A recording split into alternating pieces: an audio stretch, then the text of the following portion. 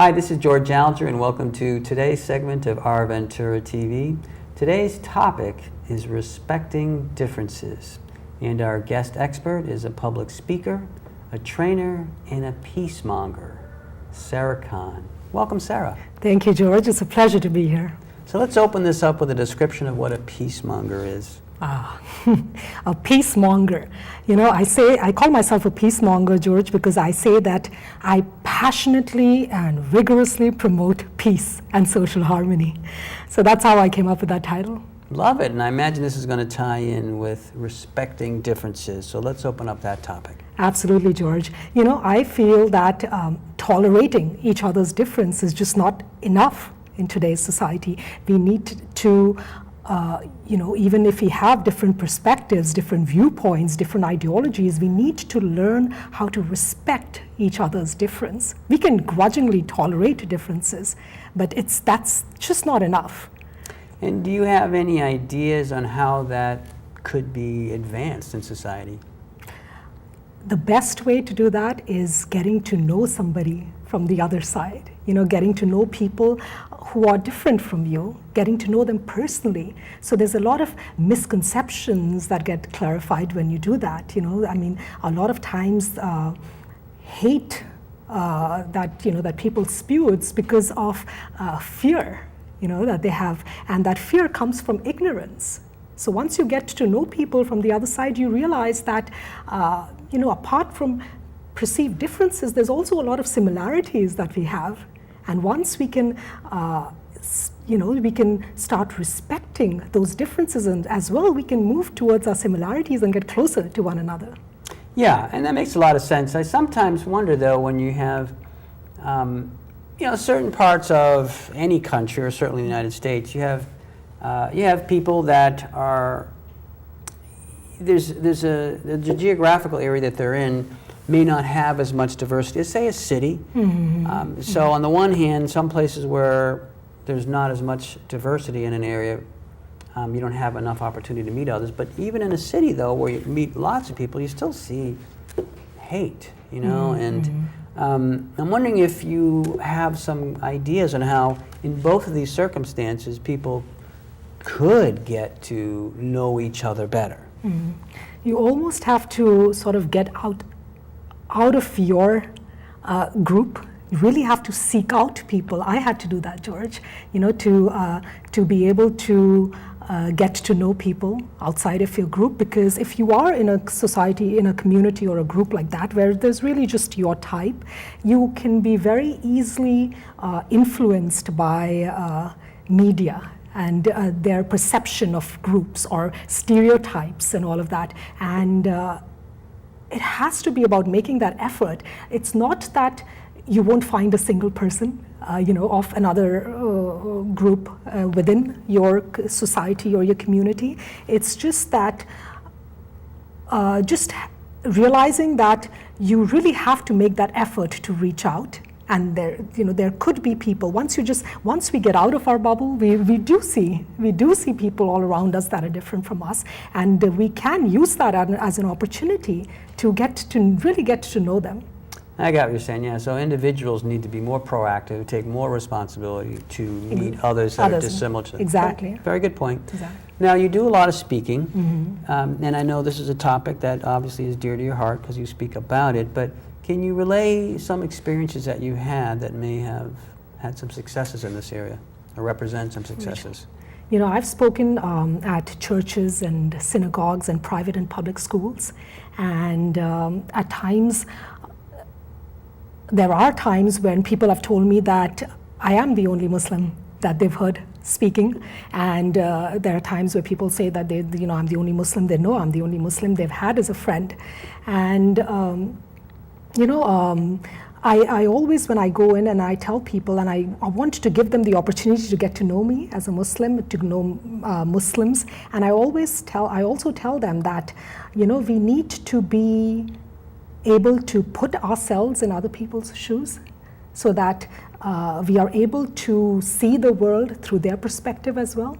And then what happens when we do that is that we don't get have knee-jerk reactions, we don't get defensive, because we can actually understand why they feel the way they feel, whether if it is, if somebody hates you or your type. I mean, where is this hate coming from? Why do they feel this way? It's very easy to hate somebody back because they hate you, but it's tougher to, sort of put yourself in their shoes and try and understand what is it that's spewing this hate. So that's the only way to create social harmony in communities. That's the only way to build bridges between communities. So I always encourage people that to get to know the other person from the other side, get to understand their perspective and realize their fears. Yeah. Well, certainly that makes a lot of sense, and regardless of what the the boundary that people are trying to cross, whether it's black, white, or Hispanic and black, or any other, right? Even different ages, all right? Right. But you bring up the point of being a Muslim, and because that's so much in the news and has been for some years now, and there's been a lot of atrocities committed in the name of your religion. I would imagine that does make things more challenging. How do you speak to that? First of all, George, the thing is that there have been atrocities committed in the name of my religion. There have been atrocities committed in the name of every religion, in the name of every ideology, in the name of every group. The first thing I like to address is that mainstream media doesn't necessarily, news is news when it's sensationalized. So it's not that the atrocities are not committed, it's the fact that majority of Muslims throughout the world have been contributing in some positive way or the other for the community, within the community, is something that hasn't been highlighted as much as the atrocities. And, so a lot of our people are out there, Muslims are out there, trying to inform people and educate people of all the other work that we do within the community. We are doctors and lawyers and what have you. So that's one thing that I tell people, that you cannot always believe what you see in the news. And if you are isolated within your own group, then it's going to be very hard for you to believe in anything else other than what you see in the news. So that's why it is so important to personally get to know a Muslim, because when you do, then not only that you realize that really there isn't that many atrocities compared to how much good Muslims do, but you also realize how hurtful it is when Muslims all over are being asked to condemn atrocities, assuming that why would you demand that we condemn atrocities unless you assume that we would be okay with it? I mean, everybody, murder or terrorist act is horrendous for everybody. It's a horrible act, and if it's committed by any other group, do we ask every member of a group to condemn that? Do we ask general people like you and me, non-politicians and non-leaders, to do it? So like I said, when we get to know people, then we realize that it's a lot of things are portrayed in the media that might not be so. It might not. The entire story is not being covered. It's only what's attractive, the news. That's what it's being covered. Yeah, that's quite true. I mean, the media doesn't do a good job of representing reality. All right, you just go out to travel around the country and you meet so many good people that and yet you might be afraid of people in general because of what you see.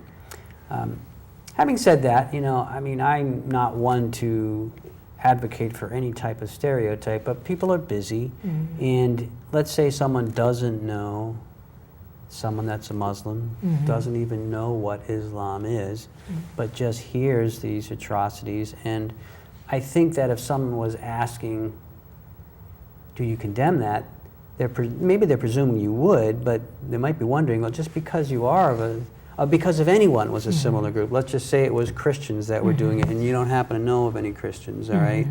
You wonder, okay, so some Christians are doing some crazy things. Is that okay in some way where no one else thinks it's okay in any way, all right? So can't speak for anyone else, but you know, perhaps when this started really hitting the news a couple of years ago, and I looked at it and I thought, all right, that's, you know, there's just insanity there. But I didn't know of any other one. I didn't know of any Muslim to speak to about that, to say, dude, that's just as crazy as it is to us as it is to you, all right? So anyway, I'm just, again, I'm not advocating for a stereotype, but I can also appreciate that someone who's just busy says, well, you know, of course we think that's stupid, meaning whatever group they're in. I do completely agree that, you know, any atrocity, we do condemn it, and Muslims, actually Muslim leaders and imams, they have been condemning atrocities publicly, but sometimes it's the repeated condemnation that's being asked. It's, you know, there's hundreds of imams and scholars who have already condemned any, you know, horrific act in the name of our religion.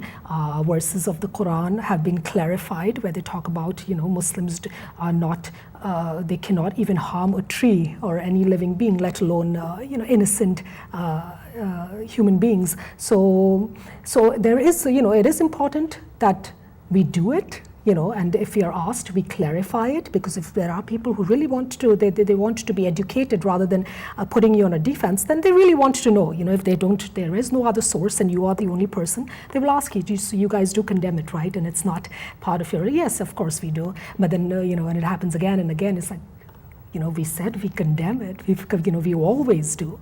So it's the repetition of that is when, as a Muslim, it makes me wonder, you know, why you didn't believe me the first few times when I said that, you know. So like I said, you know, I mean, that's the reason I am a peacemonger. That's the reason I promote social harmony, is because I really my message is, guys, get to know one another. You know, get to know one another so we can clear all these misconceptions and stereotypes, and not just about my people, George, I mean about any group, you know, any group. That's every group, we have similarities and we have differences, and it's very easy to start hating each other based on differences, you know.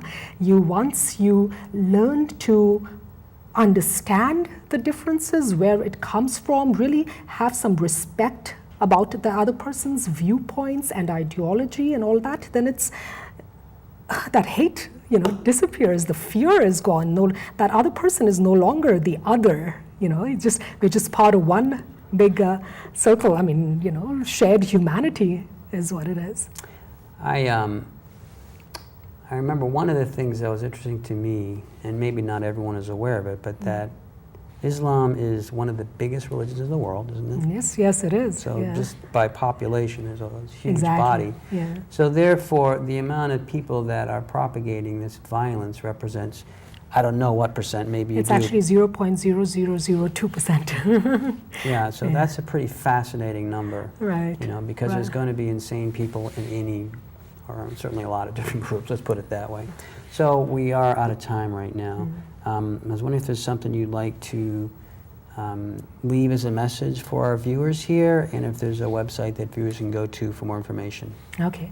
The website is my Facebook page, Sarah Khan Speaks.